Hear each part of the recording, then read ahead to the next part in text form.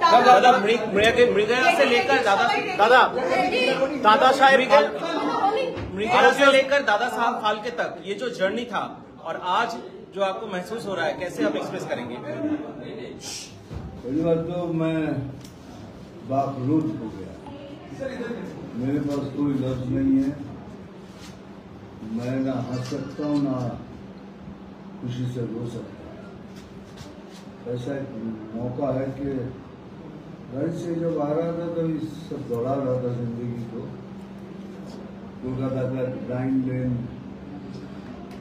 वहाँ से बॉम्बे में खाना नहीं, फुटपाथ, कभी गार्डन में सोया, सब दौड़ा रहा था। उसके बाद इतना बड़ा सम्मान, मेरे पास कोई लफ्ज़ नहीं। Only I can say I dedicate this award to my family and to the fans all over the world.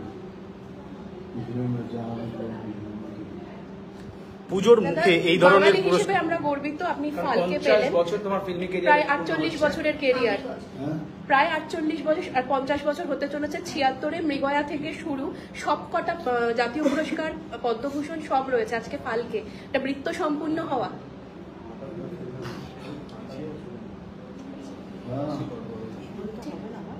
Almost you can say that 76 early film national award, then second, then third, and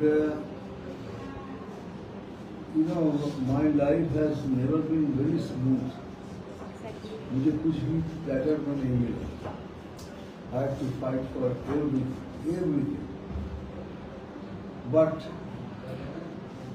as soon as the result come like this, then forget all those pain. Well, God has been kind. दादा अभी जिस तरह से आपके हाथ में cast है, दादा अभी भी हम देख रहे हैं आपकी तबीयत बहुत बार खराब होती है, लेकिन फिर भी आप काम पर लौटते हैं। हाथ में भी आप जो है कास्ट लेकर अभी भी शूट कर रहे हैं। ये पैशन जो है आपको इस तरह से ड्राइव कर रहा है कि आप अभी भी शूट पर आ रहे हैं, अभी भी काम आपका जो है जारी है। देखिए, ये कोई दिखाने के लिए नहीं कर रहा हूँ, ये फिल्म के अंदर है। फिल्म में उसका हाथ टूट जाता है, तो इस नेगेटिव को पॉजिटिव करके मैं फिल्म कंप्लीट कर दूँगा।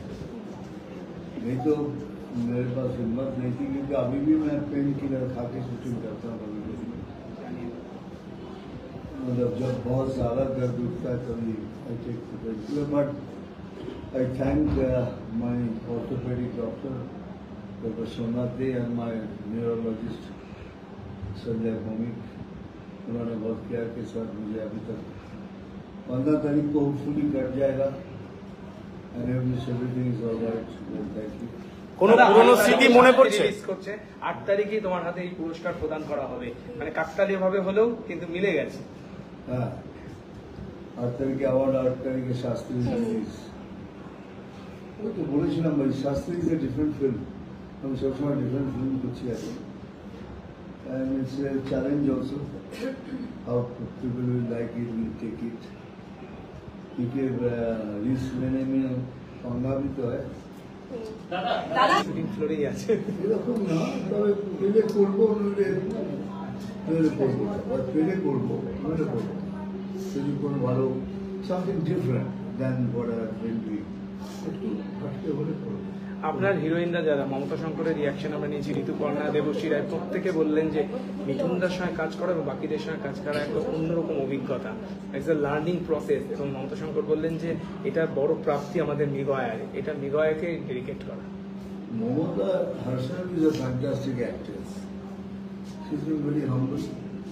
লার্নিং প্রসেস আমার থেকেও কি শিখলো। ও she herself is a great actress.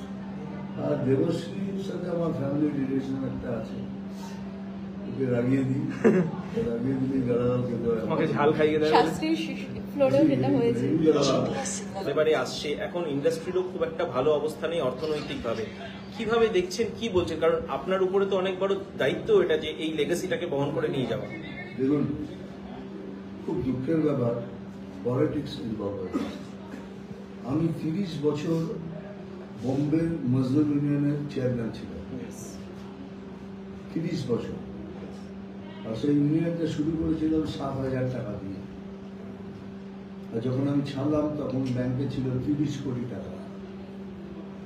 এখন সেই ইউনিয়নের কাউকে কোনো পয়সা দিতে হয় না, বিয়ের জন্য নয়, ফ্রি হেল্প, মেডিকেল তো আছেই, পড়াশোনা আছে। এমনকি আপনারা যদি দেখে থাকেন কোনো একটা শোতে একদিন সারেগামাতে যেসব ছেলেমেয়েদের নিয়ে আসা হয়েছিল, তার মধ্যে 3 জন, একটি মেয়ে, 2 ছেলে, তাদের বাবা মা দুজনেই মারা গেছিল। তাদের ইউনিয়ন বড় করে বিয়ে দিয়েছে। তারা এখন আইটি পড়াশোনা করে। তাদের কাছে দাদা মানে সামথিং গডলি ফিগার, কিন্তু এটা ওসব বাড়ি কথা। কিন্তু কোনো পলিটিক্সকে আসতে দিন কেন? তখন একটা চিত্রপট শাখা ছিল। চিত্রপট শাখা মানে বালাসাহেব ঠাকুর। সবাই জানেন কি বালাসাহেব ঠাকুর আমাদের ছেলের মতো শোনা। তো সেখানেও আমি স্যার দাঁড়িয়ে বুঝি আমরা এগুলো পুরো নদীর জন্য না ঢুকে আমরা চাই না। উনি ইমিডিয়েটলি সেগুলোকে দুটো ভাগ করে দাও, তোমার সমাজের করো, মিডিল করতে দাও। আর এখনো পর্যন্ত ওখানে রাজনীতির চোখে দিই আমরা অ্যাক্টার্স হই কি নন অ্যাক্টার্স, মানে টেকনিশিয়ান, আমরা রাজনীতিতে ঢুকতে দিই। আর কলকাতা এক্স্যাক্টলি তার অপোজিট, বলিউড এক্স্যাক্টলি তার অপোজিট। Everything is politics. কেন এটা হয়েছে? কেন এখানকার টেকনিশিয়ানরা জাগে না?